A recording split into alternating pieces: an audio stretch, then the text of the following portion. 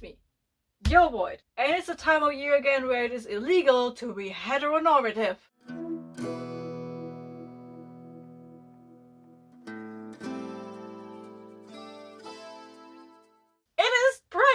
Or it's about to be Pride Month rather, and like every year I am not participating in any readathons. I'm just prioritizing reading the gayest books I can find, and usually I pick like a pride flag thing and I'm just using that as inspiration for prompts. And this year I'm going with the Progress Pride flag, which has the colors of the rainbow. It has the appreciation for black and brown and just people of color that paved the way for most queer rights, and the intersex flag is in there as well, and I use all of these as prompts.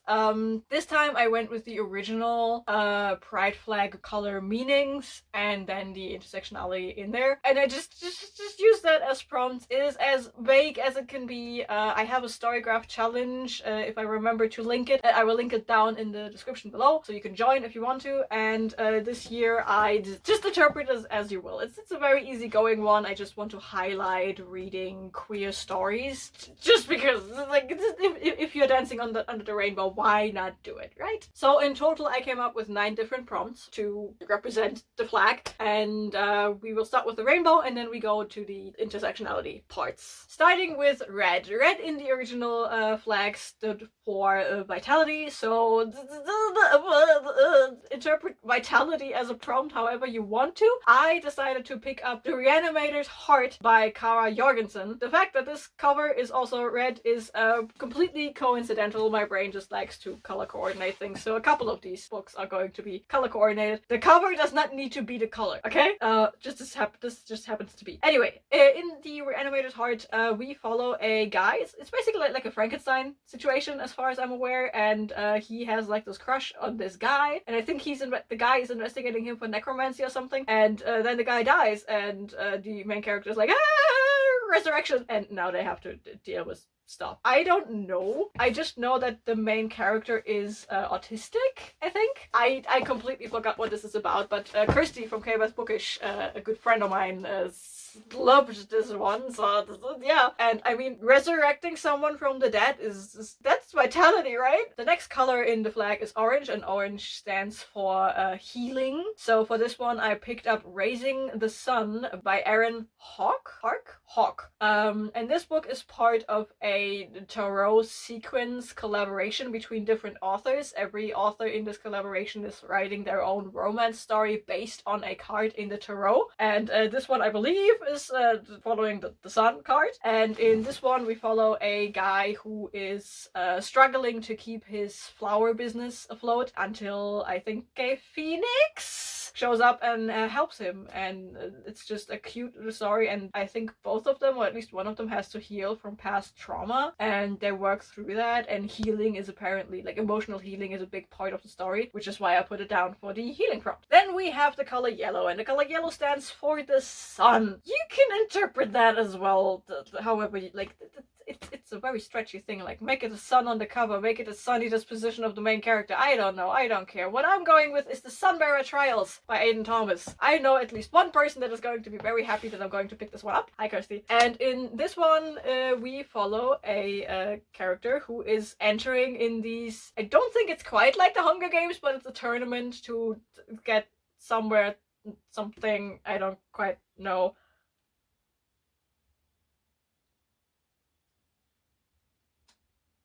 Maybe he has to fight to the death, I don't quite know, but I know that this is based on traditional Mexican folklore and stuff, and we follow this guy who ends up in this tournament where he never thought he would find himself, and he has to fight to survive, I guess. I don't know. I completely forgot what this is about. I only know that the main character, or one of the main characters, is trans, and apparently the representation is really, really good, and if I remember correctly, this main character is the son of a sun god, or something like that. But this has been on my TBR for a while, and I'm glad that I finally can give myself a reason to actually pick it up and read it. Then we have the color green, and the color green stands for nature. And what is more nature-based than a book about two gay dads in Victorian England building themselves a daughter out of mushrooms? That is exactly what happens in Botanical Daughter. I just told you what it's about. It's two guys living in a botanical garden in Victorian age London, and because they are gay, it's like their relationship is technically illegal, but one of them really wants to have a daughter, or both of them, so they find like a human skeleton and fill it with mushrooms and flowers and shit, and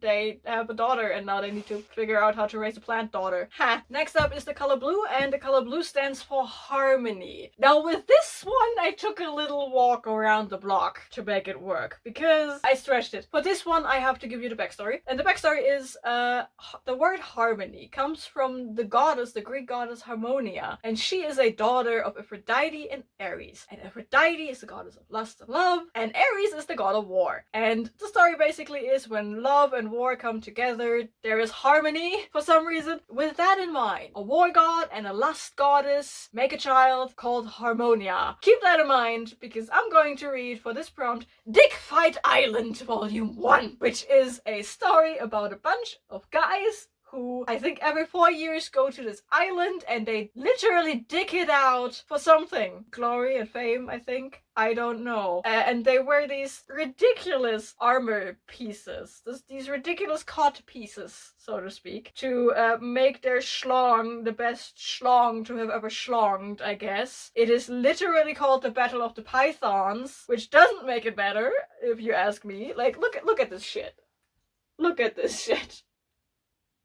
And yeah, I don't know what I'm going to face when I am going to read this. I hope it's fun, because I have volume 2 as well. Dig Fight Island for harmony. And the last color in the rainbow part of the flag is violet, and violet stands for spirituality. So for that one, I pick up another book that is kind of color coordinated with The Spirit Bears Its Teeth by Andrew Joseph White. In this one, we follow at least one trans character in like a Victorian age setting, and I think they can also see ghosts and shit happens. That is all I know. This would be the third Andrew Joseph White I'm going to read, and at this point I know what to expect, which is brutal YA stories that are just viscerally real in a certain kind of way. Andrew Joseph White just has a way of telling stories that are just very visceral and just very specific, and I kind of like that. It is also a very specific brand of horror, body horror specifically, and yes, I'm a sucker for that. So I'm looking forward to reading this. Now we come to the progress part of the progress pride flag, starting with the intersex part of the flag, which is yellow background with a purple circle on it. This is one of the more specific prompts I went with. There's little to no interpretation for this one, because it literally means read something that features intersex identities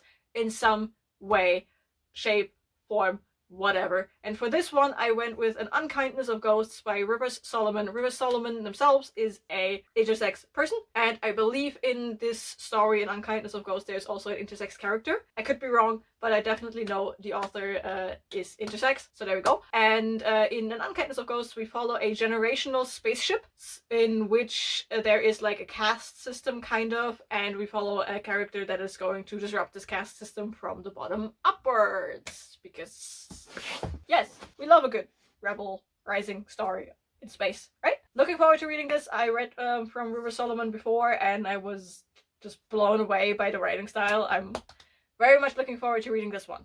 I also like space shenanigans, so here we are. The second part of the Progress Pride flag is the trans flag, and for this one, because this TBR would otherwise be way too long, I am not going to read a book representing the blue, representing the pink, representing the white, and then back again. It's just to read something that features trans identities, ideally also from a trans author. If you need any recommendation for that, look to the ginormous spreadsheet that was made available for the Trans Rights Readathon. And for this one, I'm going to pick up a book that I wanted to read for the Trans Rights Readathon, but I didn't get around to it, which is Finding My Name by Estelle Grant. As far as I'm aware, Estelle Grant herself is a trans person, and in Finding My Name we follow a trans character who has to return to her home place, like her home city, village, kind of, I don't know, but she has not been back there since she transitioned, so now she's meeting all of these characters from her childhood, and they don't know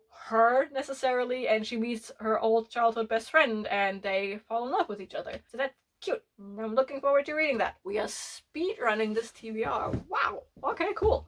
Nice. The last part of the progress pride flag is the black and brown stripes, which are representative of the people of color, which are a specifically targeted minority within the queer community, and they are also the ones that made a lot of the queer rights in the world possible in the first place. And for this one I'm going to read To Shape a Dragon's Breath by Moniquill Blackgoose, and this one is an indigenous story where we follow a woman who has to enter a school for, I think, dragon riders. Problem being, only the colonizing power knows how to deal with dragons, and she accidentally found this dragon egg and hatched it. So now she has to somehow survive this dragon rider school that is literally only populated by people who colonized her land, her people, and apparently the ways they treat and train their dragons is very counter what she feels you should do